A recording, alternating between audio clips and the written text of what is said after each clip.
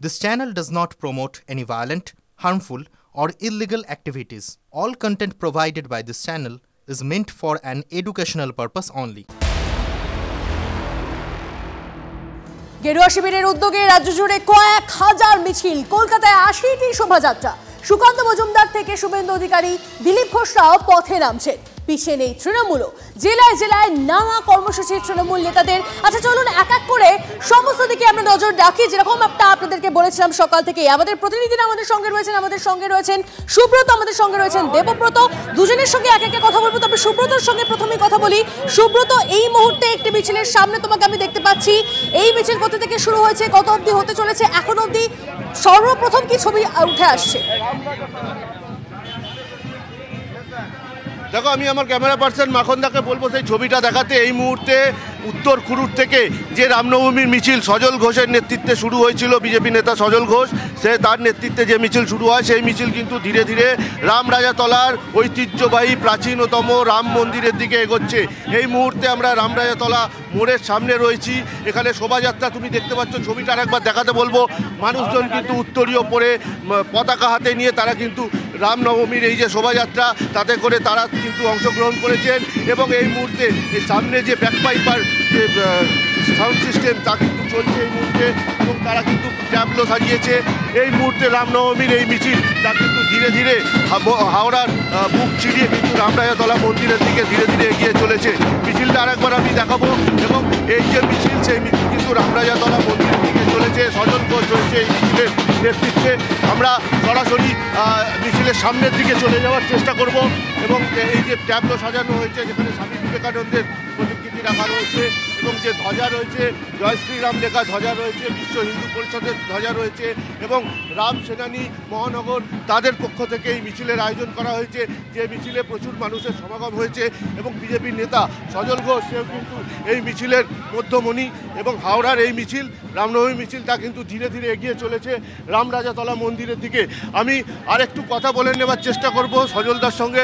সজলদা, রামনবমীর মিছিল হাওড়ার বুকে কেমন সাড়া পাচ্ছে? আপনি তো দেখতেই পাচ্ছেন, শুধু কতজন মিছিলে আছে দেখবেন না, কত মানুষ বাড়ি থেকে ছবি তুলছে সেগুলোও দেখবেন। জানবেন ওরাও মিছিলের অংশ। ওরাও বাড়ির মহিলারা, বাড়ির মেয়েরা, বোনেরা, দেখুন পাড়ায় বাড়িতে বাড়িতে দেখুন সবাই প্রত্যেকে হাতে মোবাইলে ছবি তুলছে, এরাও মিছিলের অংশ। বিগত দিনে আমরা দেখেছি এই রামনবমীকে ঘিরে হাওড়ায় উত্তেজনা হয়েছে। এবছর উত্তেজনা হয়নি, করানো হয়েছিল। কোনো উত্তেজনা হয়নি, করানো হয়েছিল।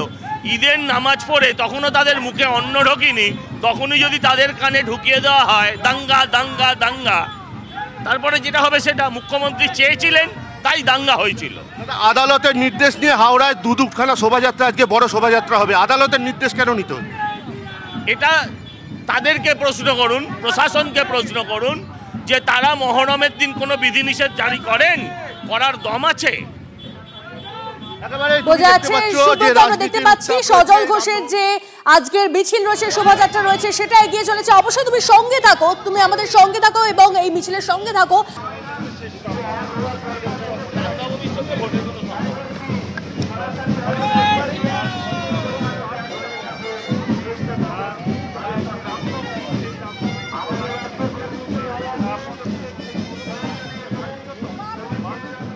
আজ বিভিন্ন জায়গার যে কর্মসূচি রয়েছে বিজেপি নেতাদের, সেগুলো আপনাদেরকে দেখাচ্ছি।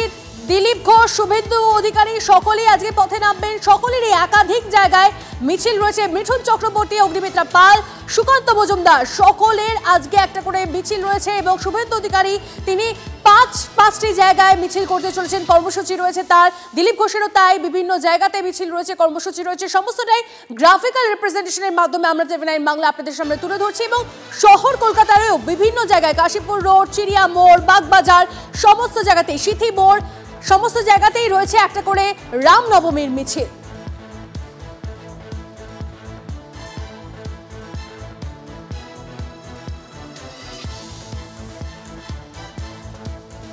রামনবমীর শুভেচ্ছা জানিয়ে পোস্ট মুখ্যমন্ত্রীর। শান্তিপূর্ণভাবে রামনবমী পালনের ডাক মমতা বন্দ্যোপাধ্যায়।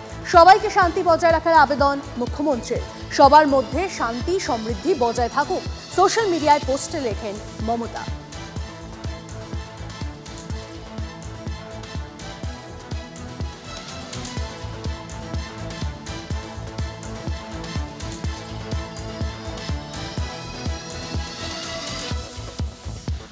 এদিকে সোশ্যাল মিডিয়ায় রামনবমীর শুভেচ্ছা বার্তা শুভেন্দু অধিকারী। 1 বছরের বহু প্রতীক্ষার পর দিকে দিকে রামনবমী পালন হবে। সনাতনীদের শুভেচ্ছা জানিয়ে পোস্ট বিরোধী দলনেতার। সোশ্যাল মিডিয়ায় রামনবমীর শুভেচ্ছা জানিয়ে পোস্ট শুভেন্দু অধিকারী।